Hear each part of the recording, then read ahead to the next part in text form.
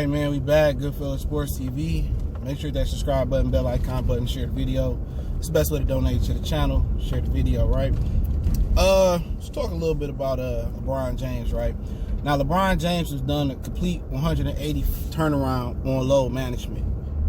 All right, and I'm pretty much trying to figure that out because I remember last year. All right, the Lakers came to Little Caesars Arena. I'm from Detroit, so I remember my girl almost got me some tickets for my birthday. She ended up by the grace of God having to work that weekend, so we ended up she couldn't make shit to work today. I think it was like a Thursday, Friday game, and we ended up going to the Toronto Raptor game that Sunday, I think it was.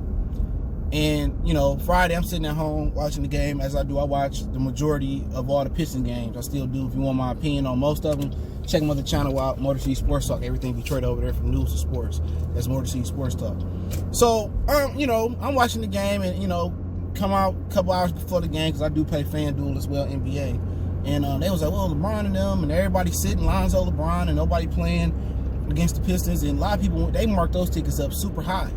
Because when I went to see Kawhi, like $60 tickets, I was like almost on the floor. And people spent hundreds or thousands of dollars on those tickets, and he didn't play. And the thing about it is this: he only come to Detroit once a year. If you play in the West, you only play at East Coast teams twice. Once at your crib, once at their crib. Same thing go to East. You play once in their crib, going one in the West, one at your crib. So he only come once. Same thing they did when LeBron was supposed to play Giannis last year, and they playing this year. LeBron and Giannis, they all set. You know, and people spend all that money, and the NBA ain't even that good of a product. They need to recognize that. So I believe them people got into LeBron's ear. I think like the commissioner and Nike and them, they got into LeBron's ear and was like, bro, man, you can't be doing this, man. The viewership is down. That's why the viewership down too. So all of a sudden now, he makes a 180 turn on load management. He made a career of it. Now, he didn't invent it. All right, that was Greg Popovich and the Spurs. But you got to remember, Popovich was dealing with an agent, or Tony Parker was the youngest, but they was all getting older. Tim Duncan was getting older, and Manu was getting older, and people were seeing that the Spurs was still, you know, let's make it to the championship. So Greg Popovich made a trend, and then LeBron and them start load management and taking on. At the end of the day, Jordan ain't do that shit in his prime. If Jordan can play, he can play. Remember the flu game? He was drunk. You know what I'm saying? If you go out there and play, that's your obligation, dude. Not to fake an injury or I'm tired, I don't want to play. That's just ludicrous. You know, but you wonder why he did 180 flip. I think them people got in his ear because he the face of the league. So the first, you know, he supposed to take the first step. So he's setting the standard. And I also think it's a little bit of a side swipe at Kawhi Leonard. You know, now Kawhi Leonard didn't learn that from Greg Popovich, and he didn't went into another stratosphere with it.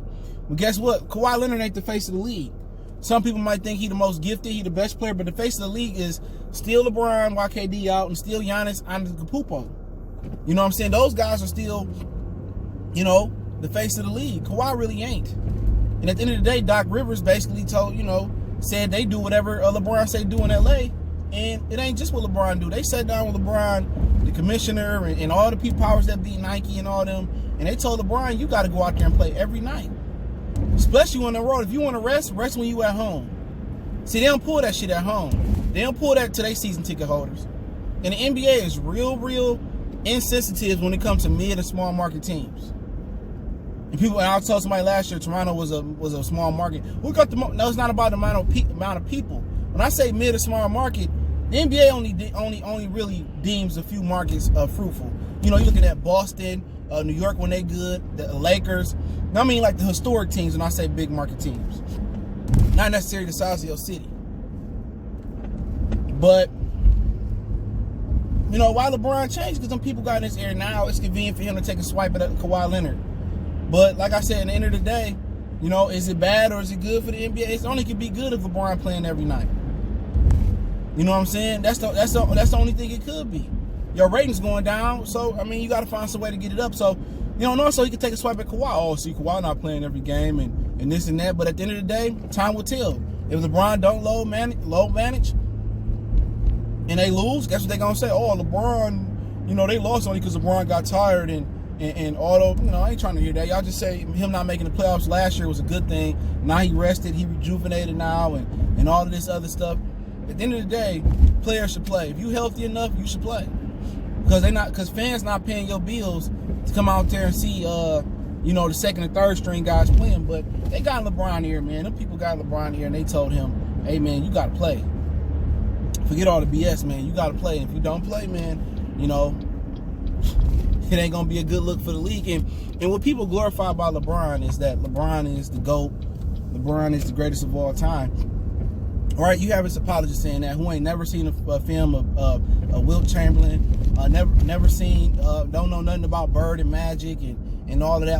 Jordan, don't really know nothing about Jordan for real, but the shoes. And they say, oh, Jordan didn't have no competition, which is the most idiotic, craziest, ignorant thing anybody could say. But those are conversations for another day. But if LeBron is the greatest of all time in this generation, why is the NBA a sinking ship under LeBron James? I don't think nobody want to be the greatest of all time when the sport is on its knuckles.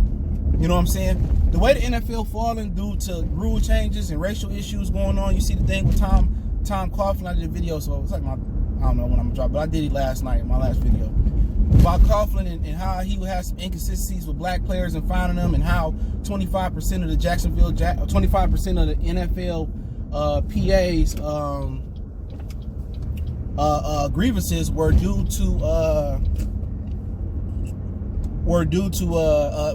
coming from Jacksonville, and the majority of Coughlin was finding black players and not finding white players so much.